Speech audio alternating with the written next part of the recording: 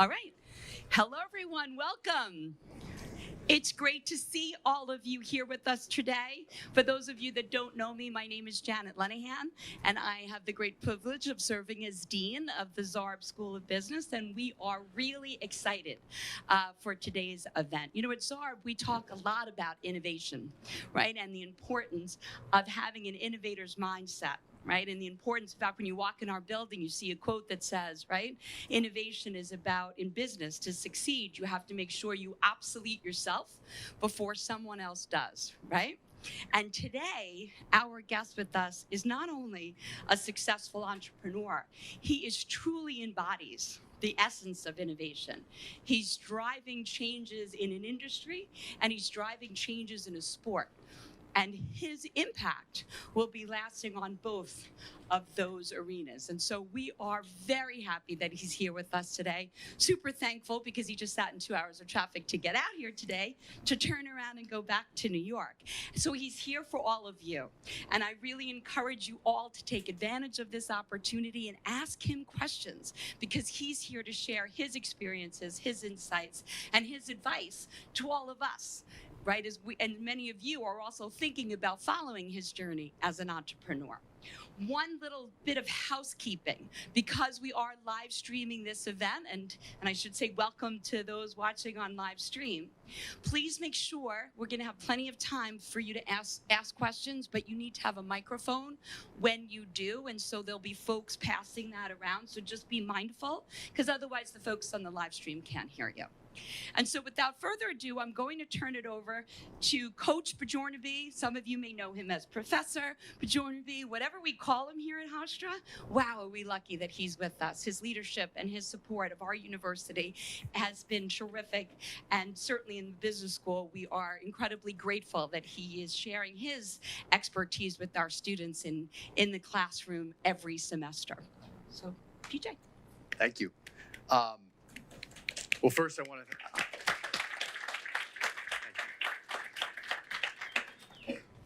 echo Dean Lenahan's thanks to Mike for being here. I'm incredibly excited for this conversation that we're about to have and that we're all about to have. I do also want to thank Dean Lenahan and the Zarb School of Business for helping to put on this event, helping to promote it.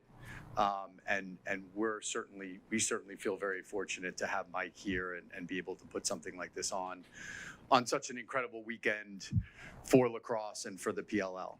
I want to talk a lot about the PLL, but I actually want to start earlier and maybe share with us a little bit about your background growing up in Maryland, DeMatha High School, Dartmouth, kind of what that journey was like, and maybe take us to graduation from Dartmouth, and then we'll kind of dive into your career or your professional journey. Yeah. Okay, you can hear me. Cool. Well, pumped to be here. And I appreciate you all coming and spending time with us. I particularly like to spend time speaking with college students. I think that you guys are at such an amazing point in your lives where you can kind of do anything and try a bunch of things. And it's such an important, but also stressful time because you feel like you're probably get to this place like, what am I going to do next when I graduate? Or, you know, what's my future look like? And I like to talk about the opportunity ahead of you, no matter what you do. Like, there's actually no pressure in what you do next, and we can get into that. But like, you should just try a bunch of things because I had no idea what I wanted to do after college. I still kind of don't, to be honest with you. I got no clue. But all I know is I want to learn. I want to work with good people, and I want to try to create economic opportunity for the people I work with and for. So anyway, I mean, my background, you guys might know my brother Paul Rabil. Him and I started the PLL, but obviously one of the GOAT lacrosse players. I can say that. He would never say that about himself. But we grew up in Montgomery Village, Maryland. You know, our dad, paper salesman, he works at the PLL now on our academy business. Mom's still a Catholic grade school art teacher. Grew up just in a working class neighborhood and played a lot of sports. And played sports because it taught us a lot about teamwork. It taught us like a lot of the things that we learned through sports are applied now, I think, in the boardroom and in business, and we can get into that. And sort of found our way, not because we wanted to play lacrosse or wanted to play football, but our dad and our mom was just like, play sports and see what kind of sport you like. Ended up kind of, because I'm a big dude, got into football because everyone wanted me to play, and then found my way to Dartmouth, and only got into Dartmouth because I could tackle people. It wasn't because I was qualified. Certainly, I couldn't have gotten into Hofstra either. Wasn't good enough to play football when they had a team here. Definitely not good enough to play lacrosse. And Dartmouth was an eye-opening experience for me, and just being around such a different group of people from where I came from. Going to public high school in Montgomery Village, Maryland. Half of my senior high school class didn't graduate from high school, and I was actually made fun of to go to Dartmouth. People were calling it Dartmouth, and it was crazy. And so the fact that I went there and just sort of a different level of ambition really helped me start to formulate what I wanted to do post-college. And back to that original sort of theme, I didn't know what I wanted to do, but then going to Dartmouth and being around such ambitious people who were so driven and had an idea of what they wanted to do allowed me to understand that there was a lot of opportunity out there. It was just about my risk appetite. So, you want me to talk about what I did after school, or do? Yeah, I'd love to dive into, because you didn't start as an entrepreneur right out of college. So maybe walk us through the first job, what you did, how you got into it, and then maybe from there, your entrepreneurial journey sort of started after that. Perfect. Yeah. So got into commercial real estate, was my first career, and it was an opportunity to do two things. I had a bunch of mentors, and my dad, who was always in sales, and I would see my dad all the time, and just every day he'd be screaming on the phone. I was like, I don't want to get into sales. I don't want to get into sales. And he was like, if you really want to excel in business, you're going to always need to sell. Like whether you're selling and selling a product, whether you're raising capital, whether you're working with your colleagues to influence them to help around decision, you just need sales skills. Or you're selling yourself to get the job itself. Selling yourself, an interview is a sales opportunity, exactly. So I think sales is one of the most important skill sets you can ever have. And there's actually a gentleman who's worked at the PLL with me since the beginning who's here. His name is Jeff Buda. He's sitting back there. He's one of the best salespeople I've been around because he focuses on building the relationships and listening really well. And I wanted him to come with me, and I've learned a lot from him, particularly in our sales business. And I'm constantly selling. So my first job was in sales, commercial real estate. Was leasing office space. Did that for a couple of years and wanted to learn more. And so back to the theme of learning.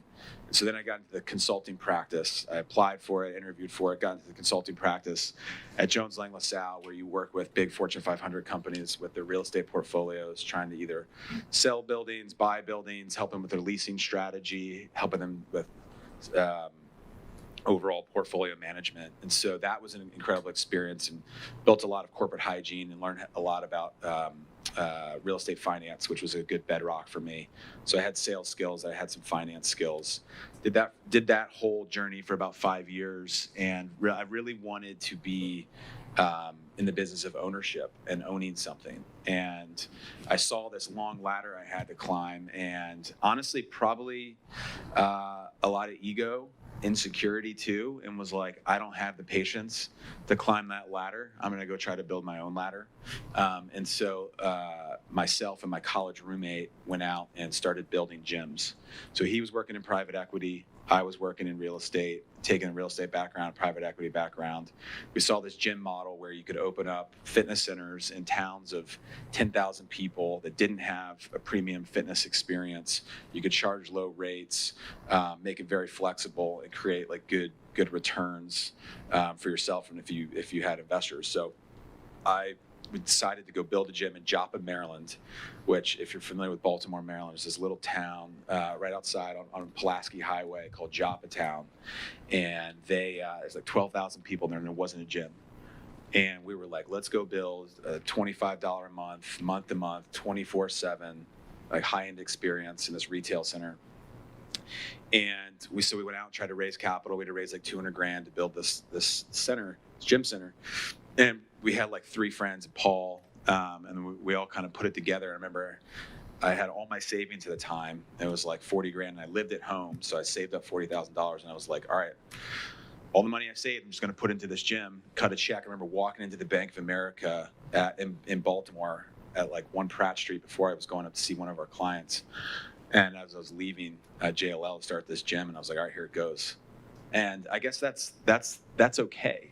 If it failed, it's all good, because like the learning experience of that one gym, and then we turned that into a portfolio of gyms, and then I had a whole nother career after that of just building businesses.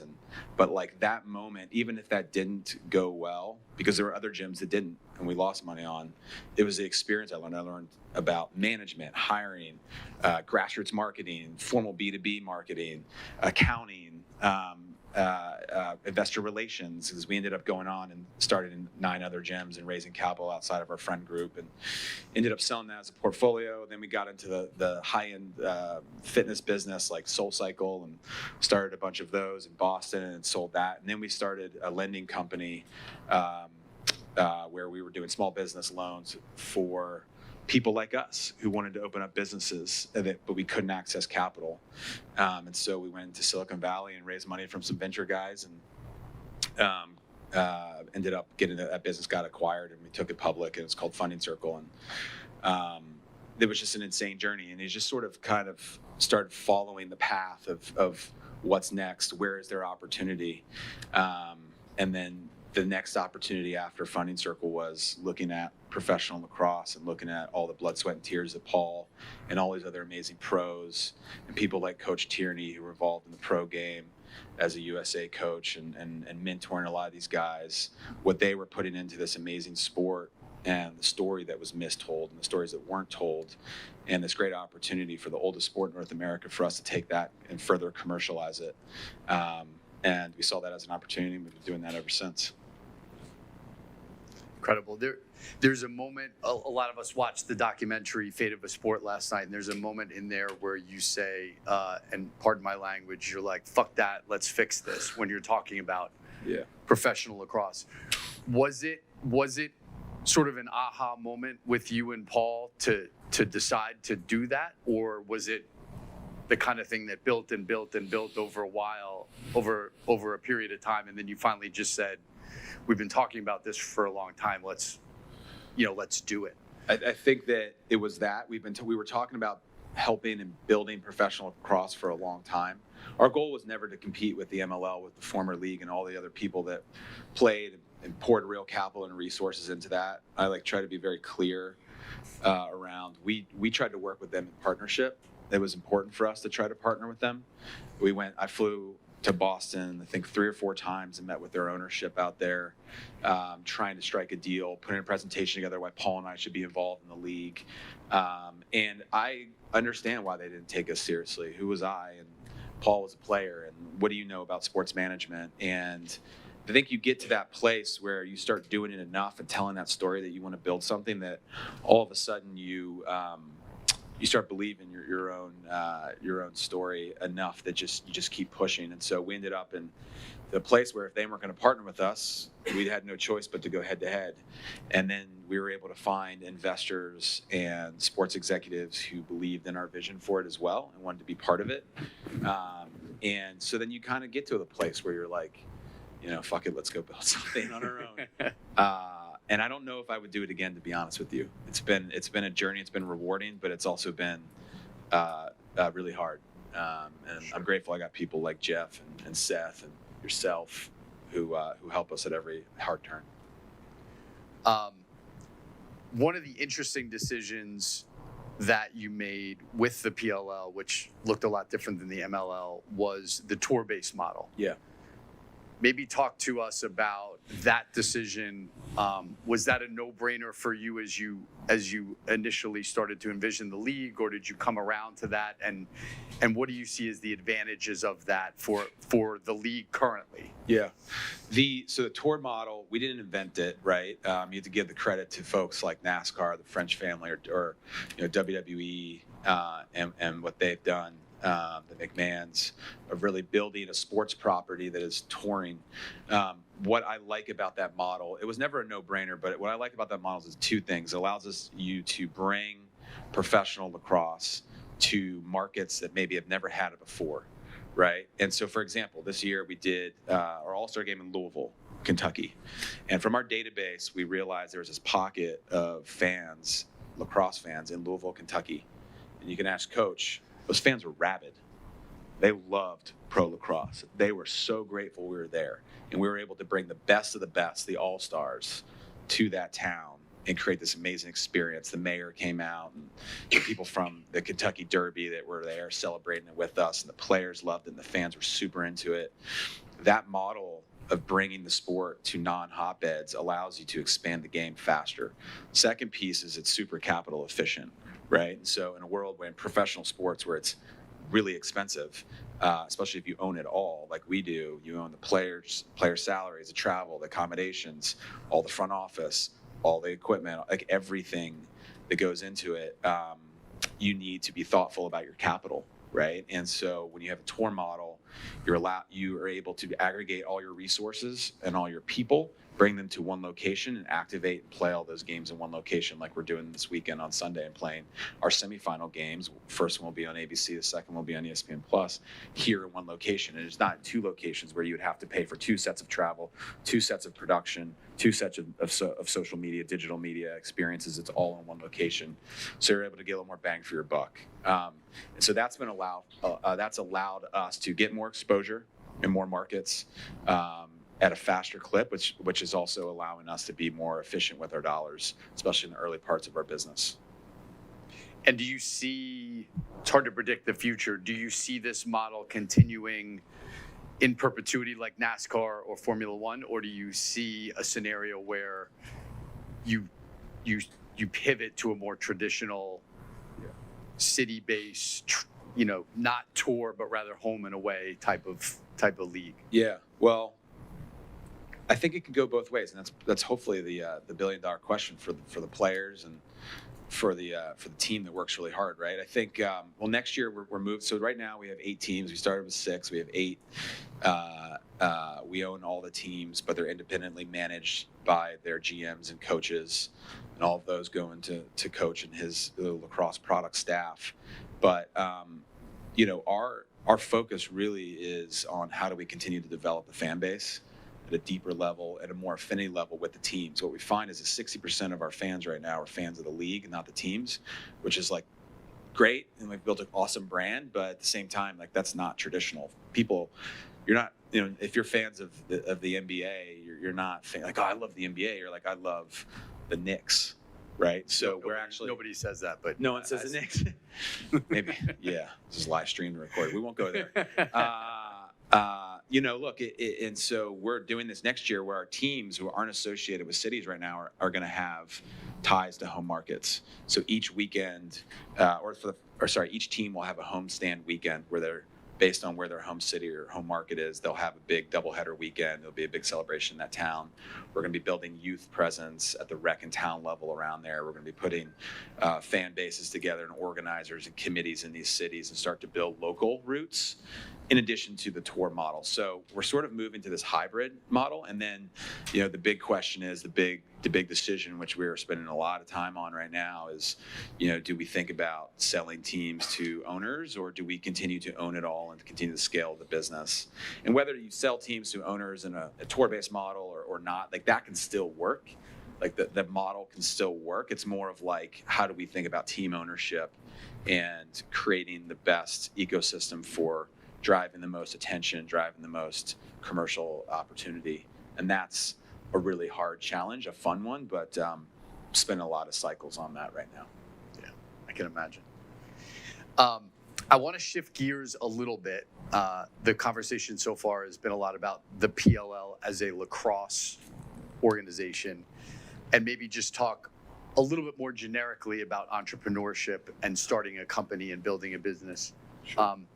One of the things that I know you care a lot about is your mission and your values. And I think that is an important lesson, not just for a lacrosse league, but for any startup company to have a clear idea of what your mission is and what your values are. And I think without that, a company can, veer in different directions.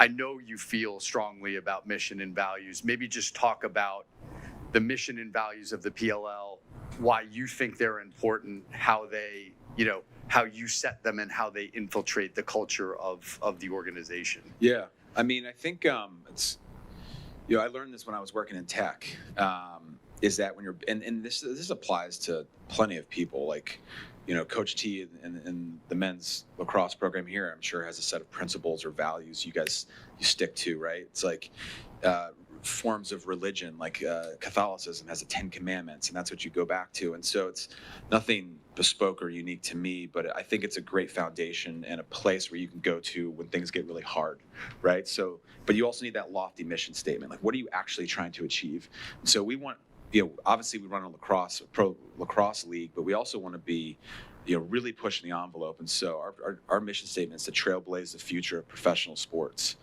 that's player and fan focused. And if we're focusing our fans and we're focusing our players and creating great experiences for them, then you build the commercial upside, right, for the business.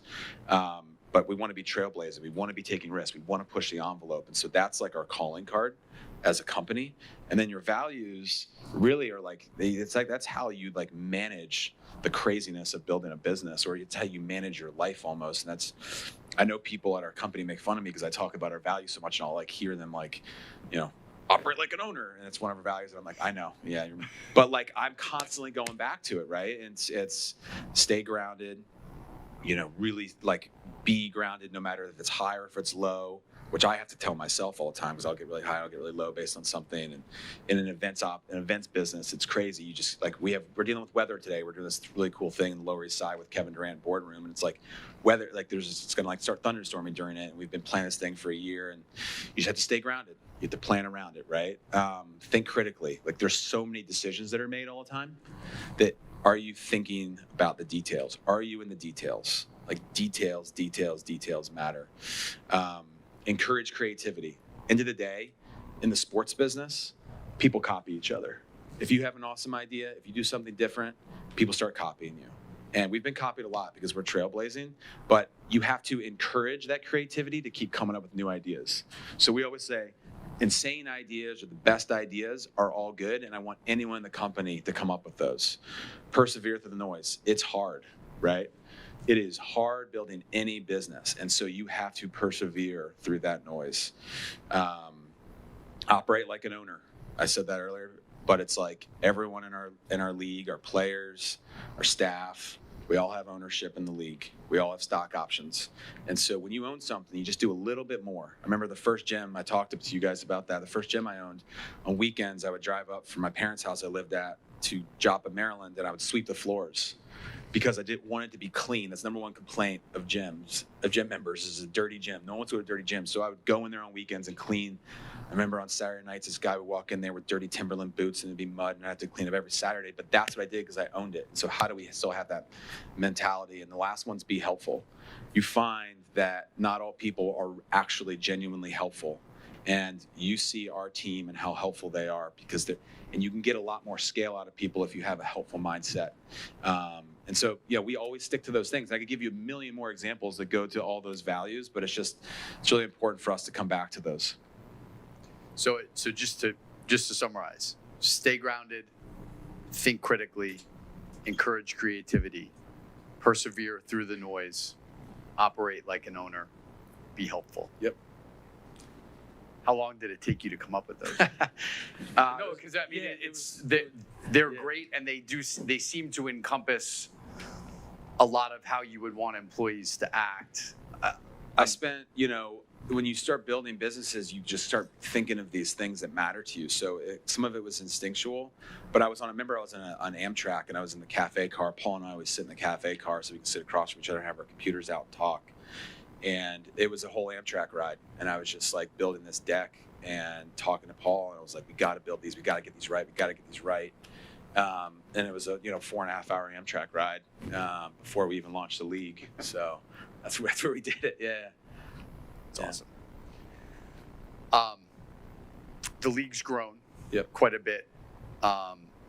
in terms of attendance, in terms of viewership, in terms of sponsorship, revenue, all those things. Yep. It's also grown in terms of headcount. Mm-hmm. Again, this is not a lacrosse specific question, but what's hiring like now versus a couple years ago, and what's important to you in the hiring process? Because I'm guessing at this point you can't personally hire everybody anymore. Yeah. How do you attempt to ensure that everybody you bring on board understands and believes the mission, lives by the values, Sure. does all those things? I mean, I spent a lot of time thinking about hiring, like a ton, and because it's the most important thing you can actually do.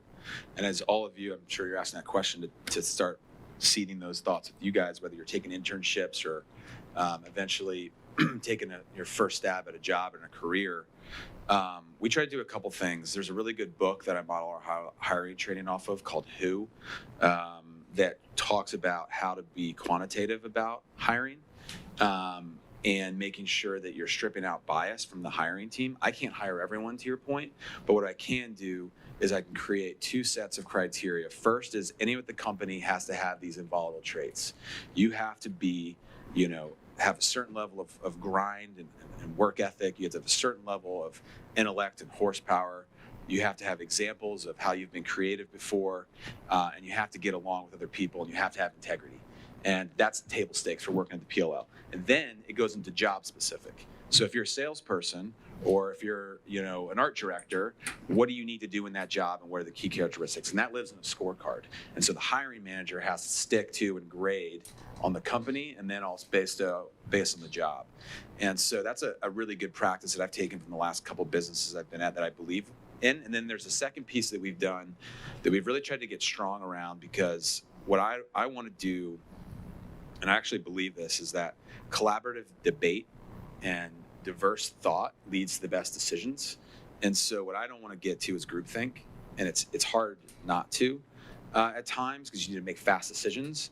But at a company, as we hire more people and as we bring on the best, hopefully the best and brightest, I want to have different thoughts in the room. And so we've actually implemented this software called Bright Hire that screens the hiring process, and it's AI. So basically the entire transcript is there. It basically watches for people that are interviewing and making sure that we're stripping out words that could bias the conversation in a certain way to select folks out of the process. And then it also allows us to watch interview practice.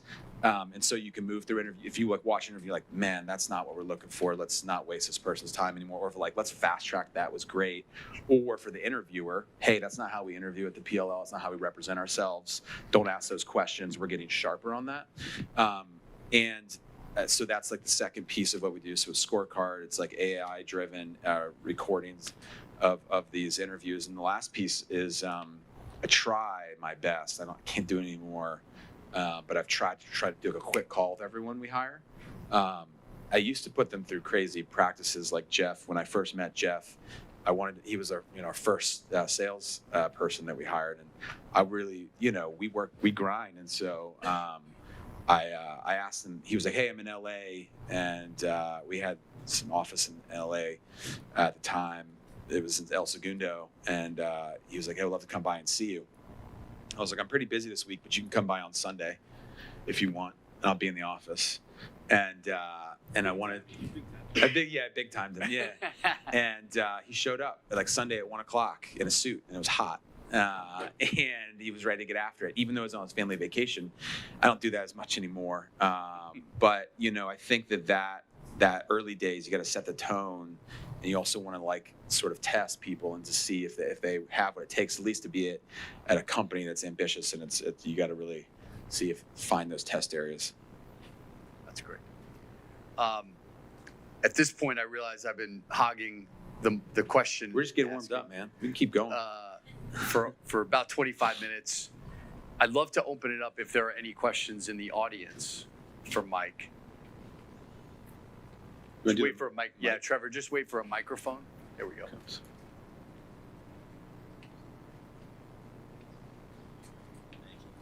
How you doing? Hey, man. Trevor. Hey, Trevor. Two questions, if it's all right.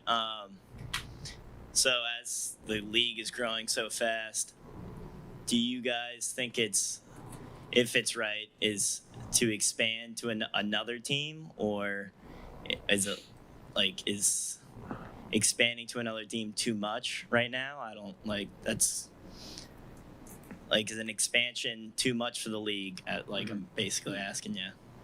Yeah. So we've expanded 2 teams since we started. So here's the thing about expansion that's interesting, right? People don't unpack this and talk about this in sports business a lot. Traditional sports leagues that own teams, not individual sports, the way they've shown strength often and to expand and get scale is by expanding. And so therefore our audience has been conditioned to think the only way of showing strength is to expand teams. And sometimes that can be true, right? Like you expand more teams, you're in more markets. For us, we feel like we're at a really interesting place where the product on the field, I'm not just saying this, and hopefully you guys are going to come to the games on Sunday. It's crazy. It is at an all-time high. And so what you get oftentimes with fewer teams, and eventually you want to have 30 teams, but right now with fewer teams, the roster spots are so coveted and so competitive that you're getting the best of the best. And if in a business, when you're competing against 5 major sports leagues, that's, if you ask me who my competitor is, I say baseball and MLS and WNBA, because that's who we are up against in the summer. And you have to have an amazing product that's compelling, and there's a lot of parity. And so there's millions of amazing lacrosse players out there, but you guys are the best of the best playing at Hofstra, then the best of that. That's what people pay attention to, right? Is the best of the best. And so for us, we want to maintain that upper echelon of highly competitive, incredible product, highly skilled, and it's getting better every year. I mean, it's nuts to watch how skilled these guys are. And then the second piece too is just, how we think thoughtfully around making sure that as we expand, we're doing it in the right business model. We're being, whether eventually we have individual team owners or we own them, and how does that fit with our tour model? That's a piece we just want to keep getting right. And so we want to be intentional about it. But our first piece is like product in the field and having great parity. Do you have a second question? Yeah. And then obviously, like I said, the league's growing. I'm from Florida. So is there a chance in the near future that you guys are going to come down to Florida? I should talk to you about Florida, man. I see a lot of fan data around Florida. I think we like Florida. Mm-hmm. For us, it's always been a challenge, candidly, about the weather in the summer. And but it's not getting better anywhere else. So we obviously great players are coming from there, and it's becoming a burgeoning sports market. So we like it as a long-term prospect for us. Yeah. Thank you, appreciate it. Of course.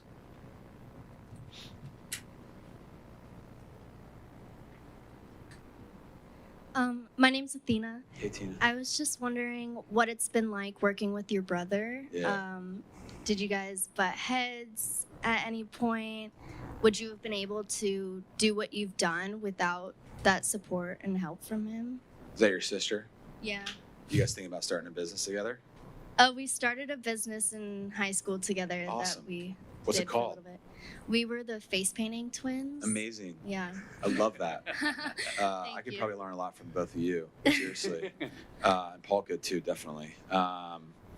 Look, starting a business with people, there's this old saying, I don't know who came up with it, around don't start businesses with your friends or your family. And I get that, because sometimes it doesn't work out and unwinding is really difficult. And then relationships can end with people that matter to you. But at the same time, you spend so much time at your business and so many things can go wrong that it's almost like you need unconditional trust and love to know that it's going to be okay, right?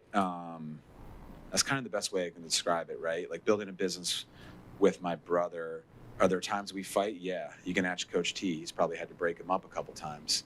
We run hot, but I know that we'll make up, we'll talk afterwards.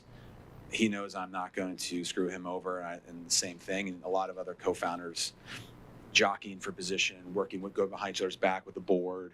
And we're just rowing in the same directions. And we have to remind ourselves, we'll say this literally, I'll be like, hey man, we're on the same team. And at times they'll be like, hey Mike, man, just calm down. We're on the same team. And just being able to say that allows us to recenter. And then knowing that we never want our brotherhood to end. And same thing with a great friend. I think I'm a pro of that. But one of the hardest things, if you're ever thinking about starting a business, is who you pick as a co-founder. I think there was a recent stat I saw: 60% of failed businesses are failing because of co-founder breakups. So getting that right and spending time on that is really important. Yeah. How do you guys get along as co-founders? Oh, we're pretty close. We don't have that many problems. That's amazing. Awesome. Good. We complement each other. That's the key, is complement each other.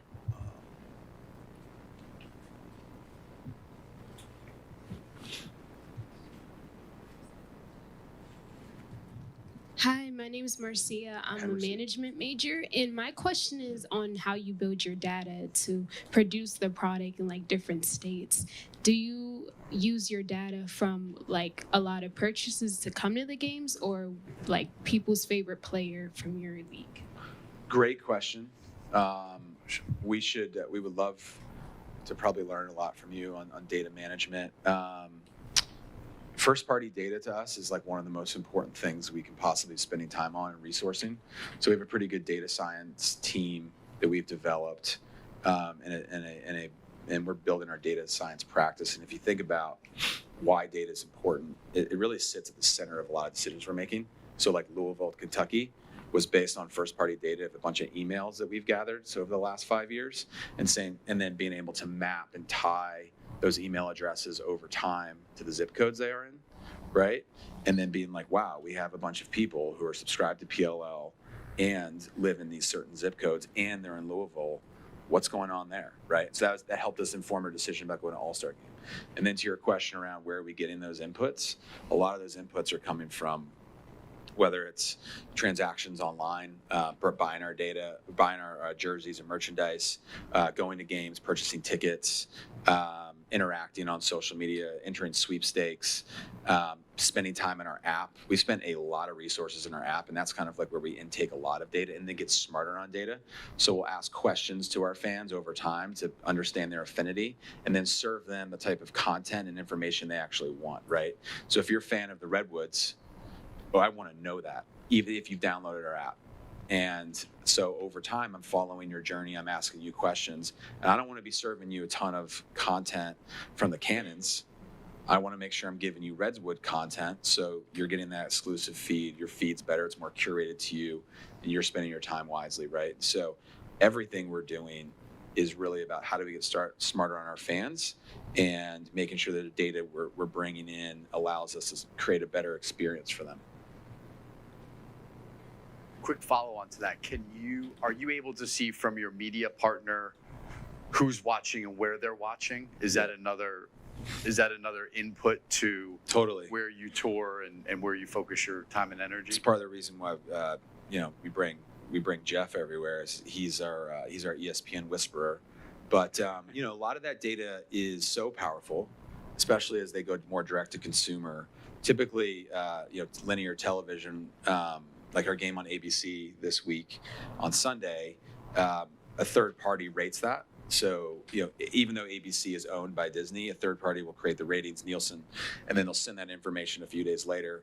And you get information, but it's all through like a third party agency. What's getting better now about a lot of the big broadcast companies is they're going direct to consumer, right? So ESPN in the app, the ESPN Plus experience, or Peacock or Paramount, I mean, they have data. They have exact data. It all sits with them. It's all first party. So watch times, when you're signing in, unique visits, Sure. Your demographics, as they have your credit card information, what part of the country you're living in, peak time, and that is really interesting to us. And it's always there's obviously information rights that have to protect, right? They're not just giving everything over, but the more insights we can get in a legal way from them is always really beneficial to us. Oh, question over here. My name is Gabe. Gabe? How are you? One of the first things that you talked about was talking about the willingness to keep learning and learning about everything. I was just wondering about things that you're continuing to learn and hope to learn in the future. Man, that's an awesome question. I hope to learn from you guys, to be honest. That's why I love speaking to college students. I mean, some of the best people that we have at our business come in as interns, and it's like a proving ground for us to figure out who has it and who we can learn from. I think that I'm always I think where I try to learn is I try to learn from people who have done it before, done hard things before. So I've spent a lot of time reading like management books, and I can give you recommendations, and I recommend reading books on business. Like my 20s and 30s, I've spent a lot of time doing that, and I still will try to pick and choose good books from there, from that sort of genre. My wife tells me I need to chill out and read like fiction more. But she's like, all you do is business, and then you read about business. I'm like, you're right. What's going on? But what I try to do now is spend more time with people like PJ, who have been successful in their respective field, and I can learn from them and the things that they did well, the mistakes maybe they made, and apply them. And so I'm trying to spend more time with people who want to spend time with me that are business leaders, where I can understand their pitfalls and also the things that they've done well. I am tempered about my understandings. Being in Silicon Valley, I was a little bit skeptical of Web3. I still think there's utility with it, but I think that's sort of cooled off. I do think that the AI space is interesting in how it can make businesses more efficient. I think prompting will eventually be a skill set that people, particularly in your demographic, will get good at and be able to utilize as like an actual industry, because AI just doesn't run itself. You have to prompt AI. And so I think that like understanding how to prompt, just like when you're on social and how to use social, like social coordinators, is like an actual skill set. So I like following trends of tech. I do think that they get like hyped real hard, and I do think they have business application. I don't think they're as good as people say. I don't think they're as bad as people say. And just I just generally try to be a student of new applications and honestly great people that are really creative, going back to the creative piece and how that's really important to our business.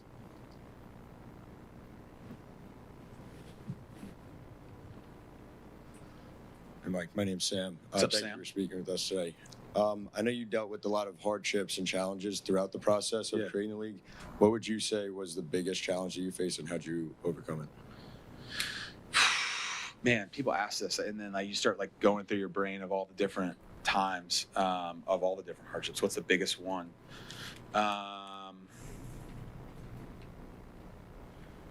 So many, and they always change. I think that honestly, this is like more meta, but the biggest hardship I am faced with is, and I can give you one example of one that was big, but the ongoing basis stuff is what I'm interested in. And I think the biggest hardship I deal with is trying to manage all the small fires that they put out every single day.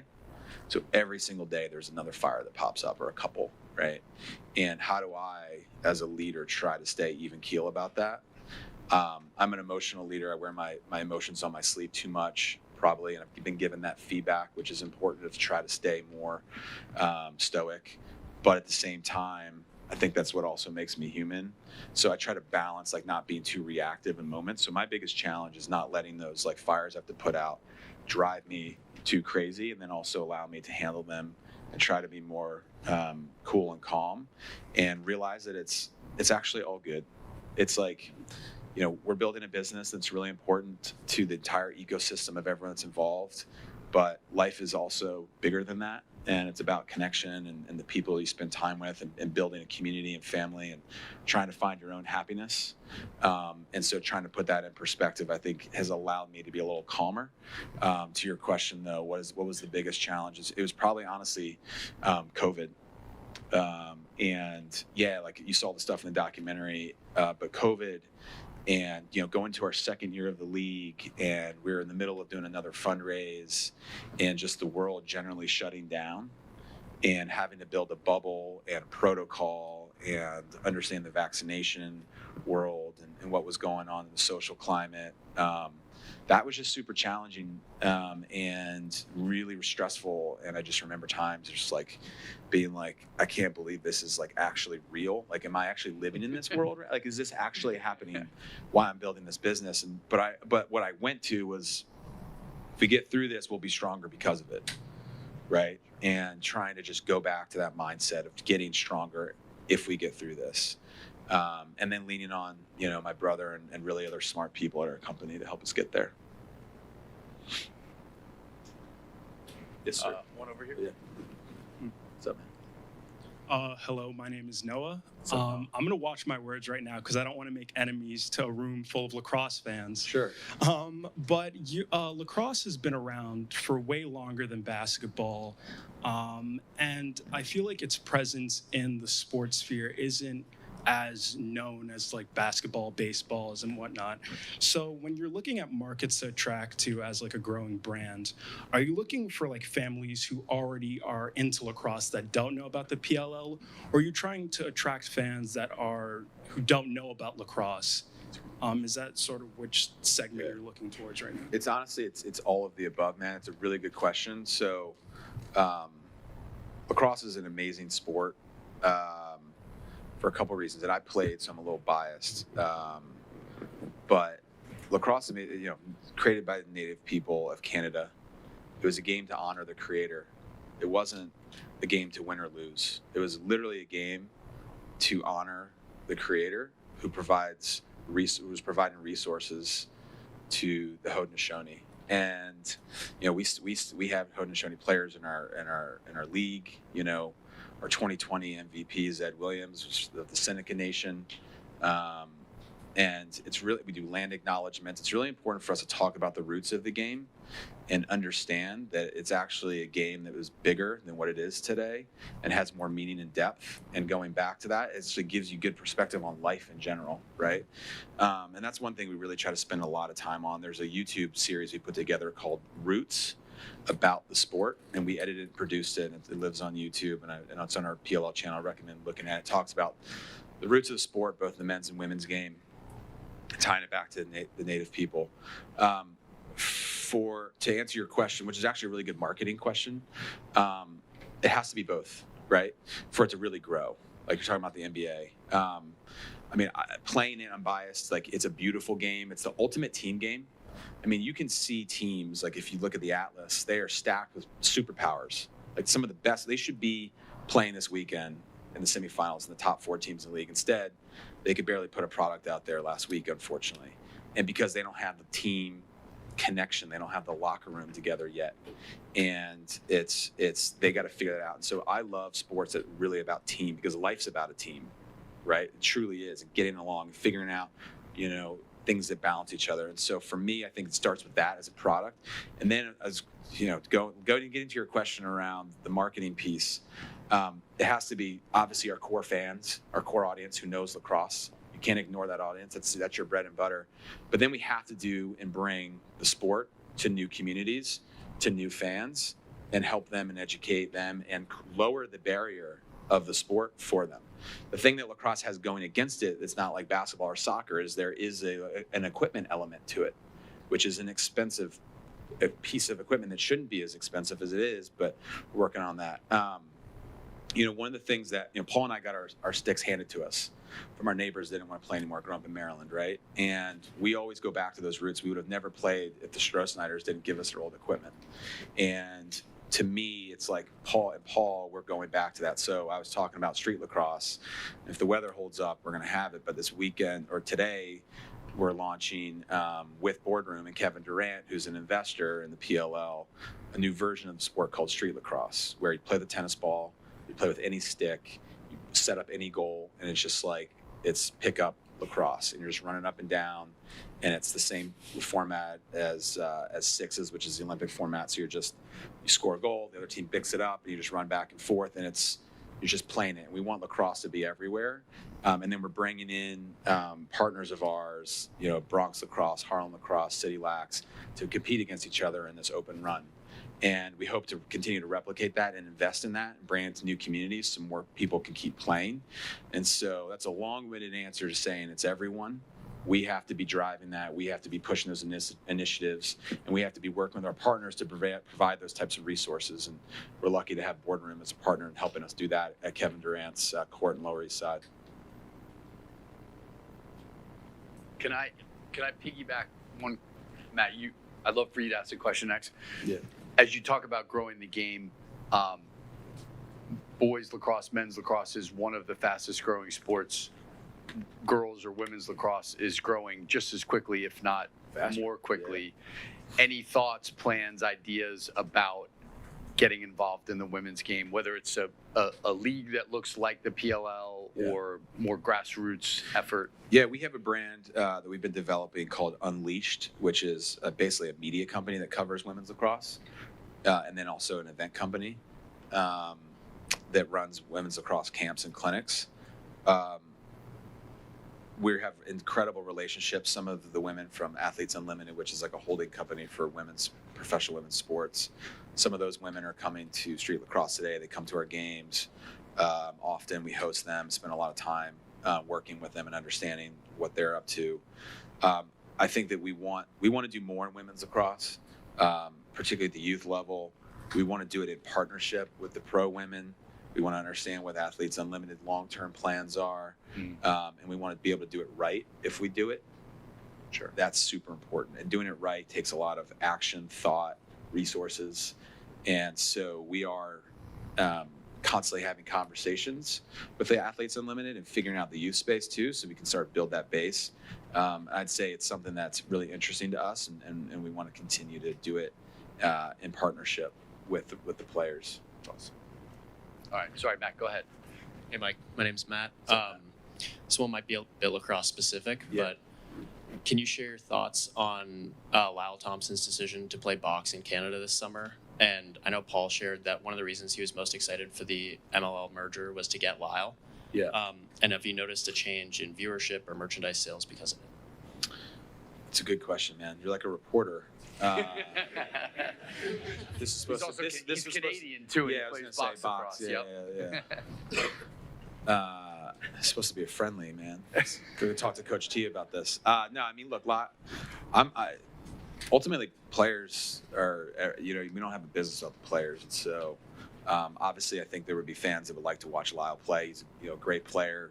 He's one of the best attackmen in college, and he's sort of in the prime of his pro career, but he made personal decisions that he needed a break, right? And what we do in our summer and playing in our season, it's grueling and it's hard and it's long. And I understand people get burnt out, sometimes I get burnt out and I need a break. And we want to be there to support our players and our colleagues when we're in those moments.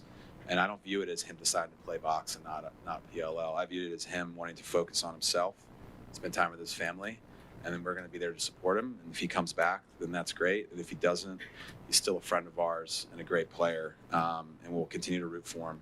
And as far as merchandise and viewership, I'm sure there would be continued Lyle Thompson jersey sales, but our merchandise sales are actually up around 50% this year, and our viewership's up 55% year over year. So we still feel pretty good about what we're doing.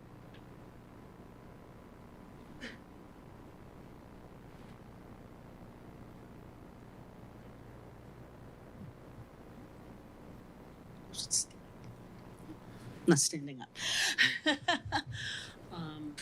Hi, I'm Professor Cacavalli. I'm a marketing professor here at Hofstra, and I have the pleasure of teaching sports marketing some semesters, and I've had many of the lacrosse guys in my classes through the years, which I enjoy tremendously, and I've been a lacrosse fan since my son's been 3. He played D1 lacrosse in college. He's now in the working world. Yeah. But I was really happy to, I'd like to underscore some of the things you said, because I don't want them to go like forgotten. Okay. All right. One thing you said was you have to be absolutely clear on who you are. And I say this in my classrooms, regardless of the type of business that you're in, you have to know who you are. You have to know what your clear vision is. And that was also in the video last night. And you have to give people a compelling reason to want to participate. Yep. Whether it's buying apparel, whether it's going to a game, doing a youth, whatever it is. Yep. There's got to be a compelling reason that's better than the next guy. Mm-hmm. And I was really glad you said those things. A couple of questions, just very quickly, is it's interesting because as I studied some of the sports, baseball and basketball, there are a lot of fans who are just about a player. In other words, if one, like if what's his name? Judd. Okay, if Aaron, what? Aaron Judge. Aaron Judge, thank you. I do know the athlete. I don't know who that is. I'm I don't know old. who that is.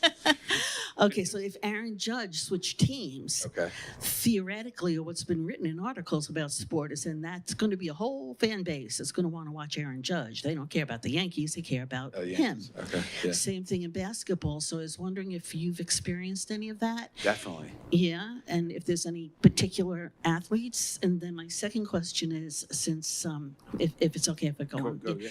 is well, soccer is starting to boom now in the United States, as we know, right? Yeah. It's been worldwide, but soccer is now really becoming more known. So who do you see as your biggest competitors moving forward in the professional world? I'll take it front to back. So yes on players.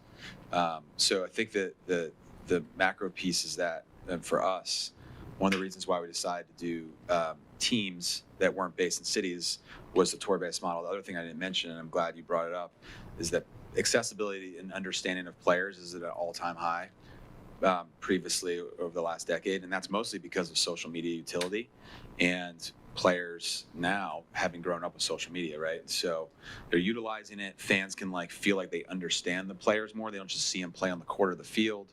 They're like, I understand this person because they might be posting. I understand what their interests are, their likes are. There's more human connection there.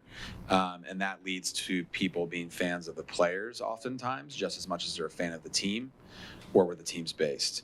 I still think common sports language, and there's real history around rooting for teams based on where they're from and family hierarchy, and a lot of data that we're seeing too tied to stadiums. But unequivocally, people move around. Look at LeBron James. How many teams he's been on? 4. His fan base will root for the team no matter where he goes. So Aaron Judge, because he's on the Yankees, if he goes, then yeah, there will be some fans that follow, but there's still plenty of Yankee fans there. So obviously the business, I think, of sports has to start calculating in fan affinity in addition just to performance, right? But then that's where the commercial entity starts butting heads with the GM, where the GM's like, I'm here to win. That person might not fit, but they're like, well, that person helps me sell a lot of tickets. And there's an interesting conversation to be had there that the people are starting to work around. And your second question was on the growth of soccer and competitor. Honestly, everyone. I don't like the NFL right now because we're competing with the NFL, and we're trying to work on that. The scheduling, people stay away from it, but it's a real behemoth. They just control the conversation, and so I think every sport is our competition. I shouldn't say I don't like them. I like them and respect them, of course. But as you can see, I start to get competitive, and every sport is our competition. But we also can learn a ton from them. So I try to MLS is a competitor, but I have a ton of respect for Don Garber, their commissioner, who's grinded that out and built that amazing business for the last 30 years. And Paul and I try our hardest to get on a schedule for 15 minutes once a year and just learn from him. And so I have respect for our competitors. I also compete with them, and I also I can learn a ton from them.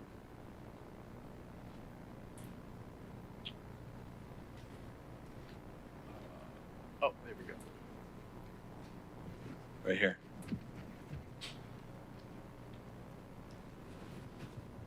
Hi, I have a logistics question based on what's normal in the so-called sports world. Since you have this tour model, how do teams train? Where do they train? How do you keep a team together when they really have no home? Yeah, it's a great question. It's something that we've been spending a lot of time on, actually, is how do we get the teams to practice more together in the off season. In season, yeah. We travel them in a couple of days earlier. So if they're playing on a Saturday or a Sunday, they'll come in on a Thursday. They'll spend a couple nights together. They'll practice together for 2-3 days, and then they'll play their games. Sometimes they'll stick around for another night together. So they're really getting almost half a week together. Throughout the summer training camp goes for 2 to 3 weeks. That's really where we start, the coaches and the GMs separate the wheat from the chaff, and they're able to see who the guys are going to be on the travel roster versus the practice roster. one of the things that we've been doing really well is creating places for these players to practice. For example, last weekend, the Archers who have the bye, who were playing here on Saturday because they're #1 team in the league, we brought them up to Gillette and they had a couple days of practice together. And so we as a league need to make sure that we're creating resources and opportunities for guys to practice and spend time together. In addition to just normally the season of them flying in and working together during the season. And some of our GMs and coaches have done a really good job of creating off-season programming. If you look at someone like, the coach of the year this year, Brian Holman, he was the head coach at Utah in the past, helped build that program. He's coach of the Cannons now. He's laser focused on making sure that the guys are connecting in the off season, even though they may live in different cities, once a week on Zoom calls. He's leading those calls, working through film, watching film, and then we are working with them to find ways for them to spend time together in the off season. And then eventually the plans are to bring guys into home markets where they're living there and working with local owners, and they're living there full time and working and practicing year round. Yes. What was the book? What was the book that you recommended? It was a Hugh. The hiring book. Yeah. Yeah, I forget the author, what she or his name was, but it's called Who. Who, like Just Who with a question mark. Who, okay. Yeah. And do you have any other books that you highly recommend? Yes. What are you looking for? Well, just anything around business. Sure. That really helped you develop either skills or open your mind or. Yeah. Yeah. Oh man. So one of my favorite books. It's really a good book. First person. It's written the author as also an entrepreneur and now venture capital. His name is Ben Horowitz. Called The Hard Thing About Hard Things.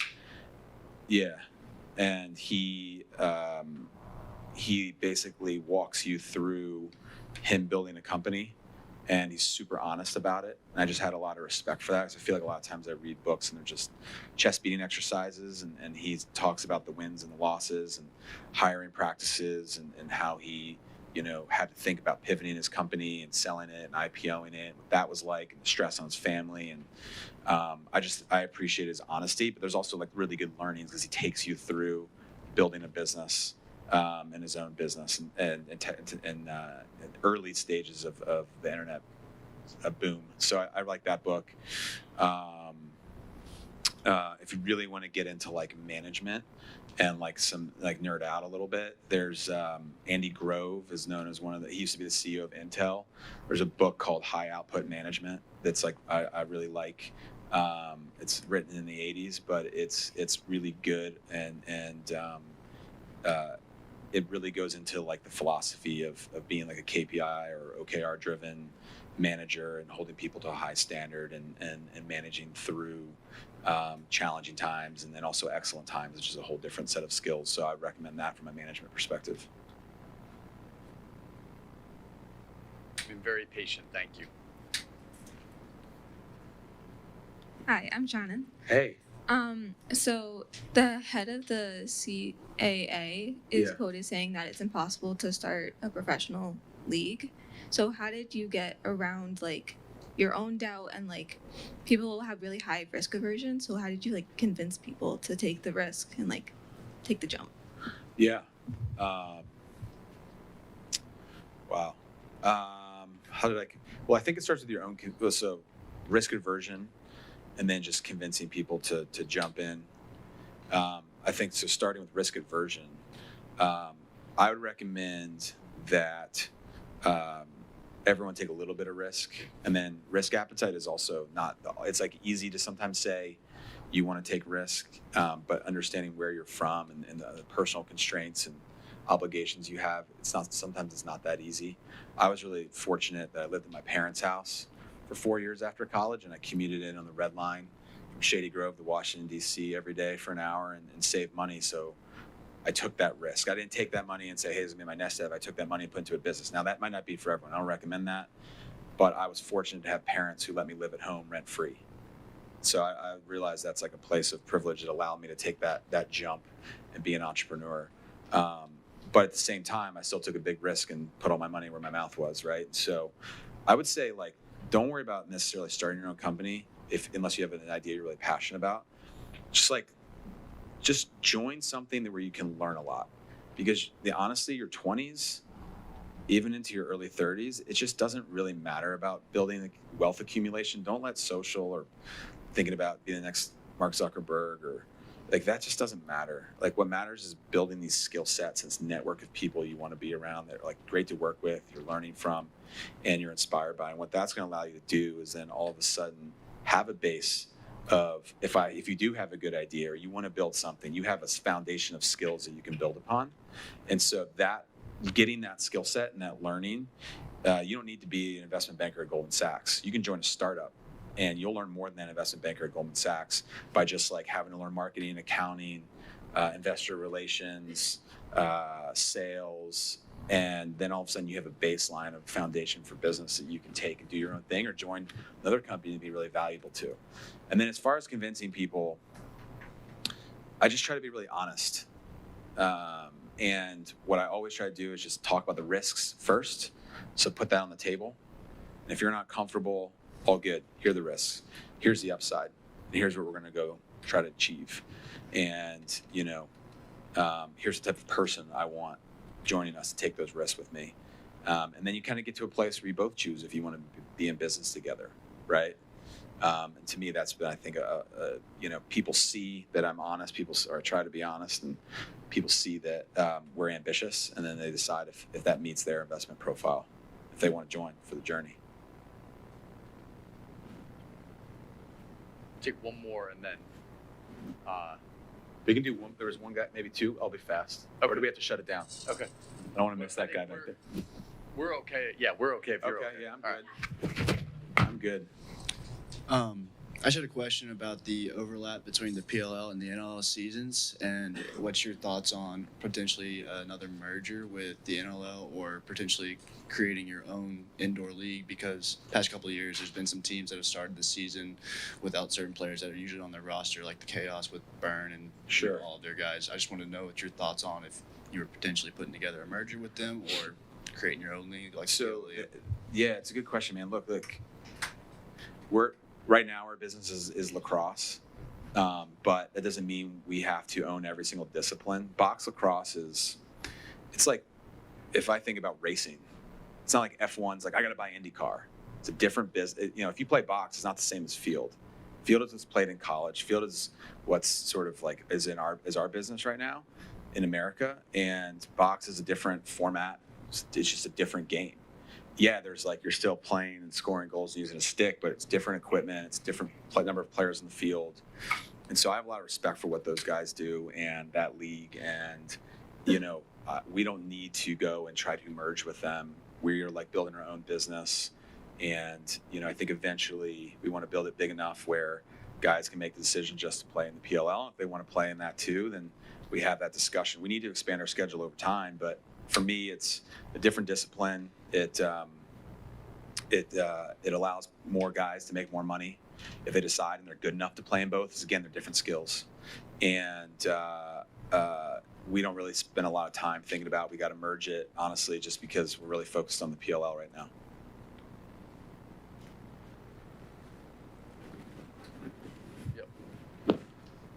Hi, Mike. My name is Mike as well. I had a question about the off season. Yeah. So in other sports, there's a lot of engagement in the off season because of free agency, because of the draft. We seemingly spend a lot of time focusing on like the NFL and the NBA.